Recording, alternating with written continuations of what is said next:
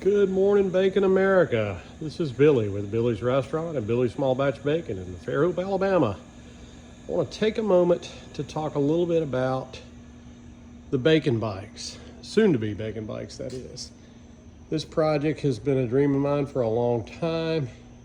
Several of these bikes kind of fell into my lap, and with the help of a lot of wonderful good friends and experts, we've been able to get some things going, and I would like to give you a status update.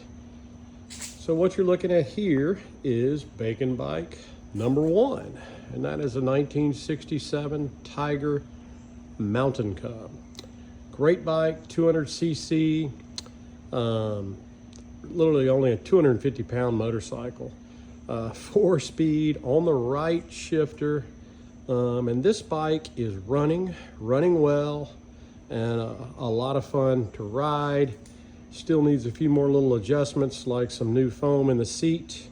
Of course, we got to get the airbox situation worked out, and so that's kind of going on there. But this bike is Billy's Bacon Bike number 1. I'm going to switch over here, and now you're looking at Billy's Bacon number 2. I'm real excited about this bike. It will be on display at the Isle of Triumph at the October 2025 Barber Motorsports Park. That's coming up very soon. This is a beautiful bike.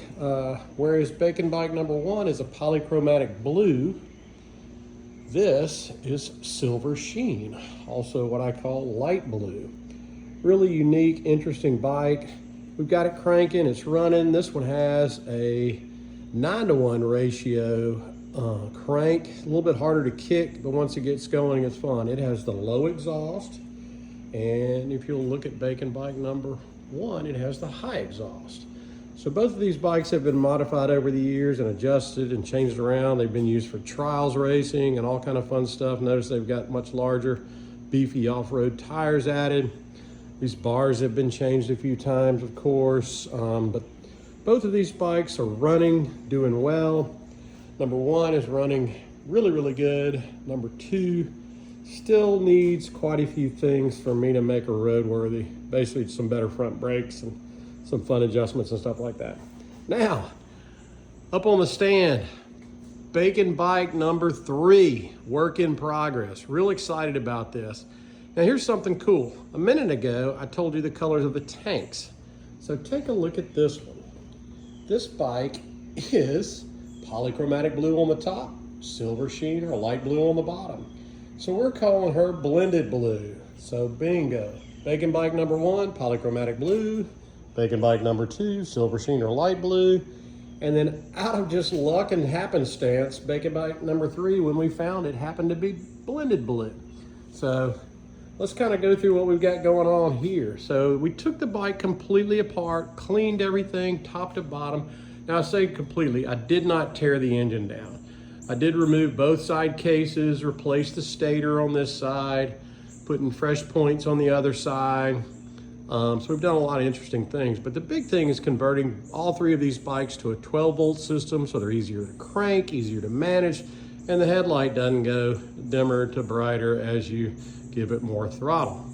So we've got everything laid out. We've got some electrical down here with those British plugs. Those are pretty cool. Shined up the brake rod there. Look how polished that side case is. We're going to be hiding the 12-volt battery in this old battery case. This one still has a monoblock carburetor on it, and I'm not sure if it's going to work yet, but it has been rebuilt. The other 2 bikes have the AMAL concentrics. And both of those had a velocity stack. All 3 of these bikes actually had a velocity stack on them rather than an air filter, which is kind of cool. Sounds kind of interesting and definitely sucks in a lot of air. More electrical there. We've got the fuse block, the rectifier regulator, the 12-volt coil. The white wire popping out down there comes from the points on the other side. We've got a wiring loom that'll run up here to the headlamp assembly. You got your headlamp assembly laid out here, all clean and ready to go and be put together. We've got the Speedo that came on this bike. I hope to talk to the Smiths guys when I'm at Barber about getting that thing recommissioned and cleaned up. We've got a horn and a horn button. There is the Carb cable for this monoblock, and I have to learn how to put the little tip on it so it fits properly. Really just love the look and feel of these bikes, the vintage style. These bars are not right. They came with it. I'm still kind of debating what to do. I've got some beach style bars that are Triumph originals that I'm not original to this bike, but I'm probably going to put them on them because they're cool. You come down here and you can see there is a point setup with the condenser, and there's the points case.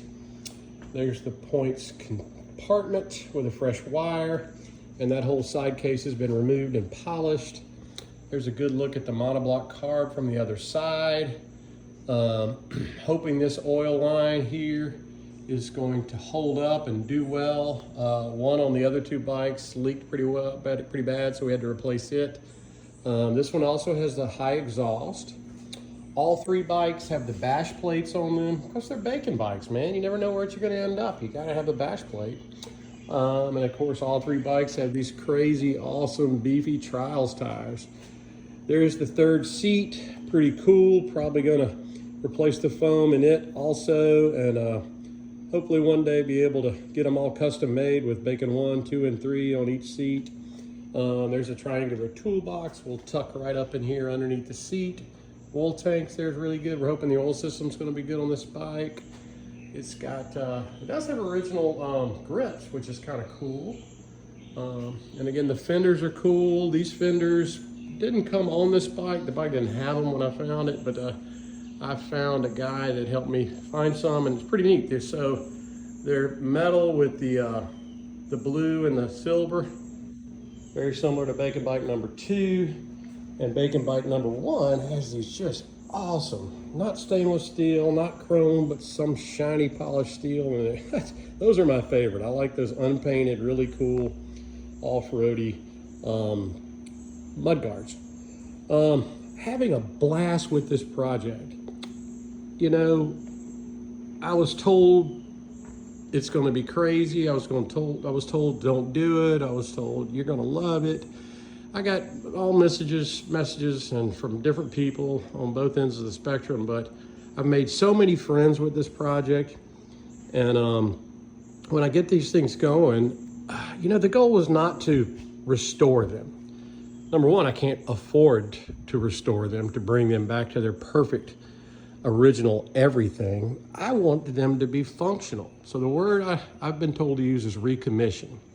So we've cleaned them all up, trying to get them all running and operating where they can be seen and enjoyed all around Fairhope, Alabama, and at Billy's restaurant, and people can bring in young people and show them what a carburetor is. There are so many kids out there that have no idea what a carburetor is. And show them that you can take something that people have given up on or tucked away in a storage shed, and you can bring it back to life. I'm a member of a really cool club called the Mobile Bay Vintage Motorcycle Club. And those folks get together regularly. They support me at my Bacon Bikes and Burgers events. And we're constantly talking about bikes. I'm also a member of another little group called CMC, Coastal Motorcycle Club. And oddly enough, those guys are members of, a lot of those are members of both of those clubs. So we all get together regularly, talk about bikes, and most all of them have different bikes from different brands, from different countries, different styles. And that is my favorite thing about this hobby is, you know, everybody, you know, gets what fits them. And everybody has a different love and passion for this hobby. And I can't tell you what it means. So when I say I found my motorcycle, it's so much more than a piece of steel with rubber wheels. When I found my motorcycle, it helped me slow down and really relax and get some fun things going. So this was the bike I rewarded myself with when I lost the 55 pounds before my 55th birthday. It is a Triumph Scrambler 400X 2024, and I have put close to 8,500 miles on it in just over a year. I got it at D&D Cycle in Pensacola, Florida. the closest Triumph dealership, and some wonderful people. I don't just call them a business, I call them friends.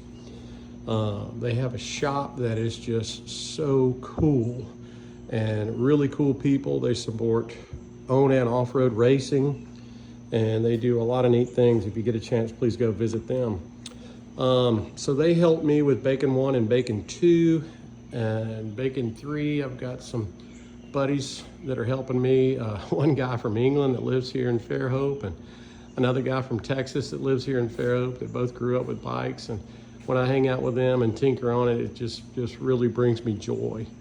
So I want everybody to know what a great hobby, what a great thing to get into, and I highly recommend, if you decide to jump into the vintage motorcycle hobby, that you talk about it for at least a year and you meet with a lot of people that have done it, and you've got to be willing to realize that you will not be riding these bikes on day one.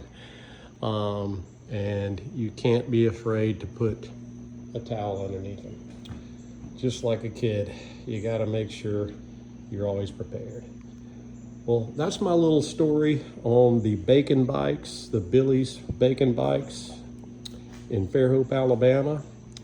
Bacon number 1, Bacon number 2, and Bacon number 3. Bacon on America, and we always look forward to seeing you at Billy's Bacon Burgers and Bikes the first Wednesday of every month in Fairhope, Alabama. Ride in on anything, 4 wheels, 3 wheels, 2 wheels, whatever it takes, but we just hope to see you, and have a great day.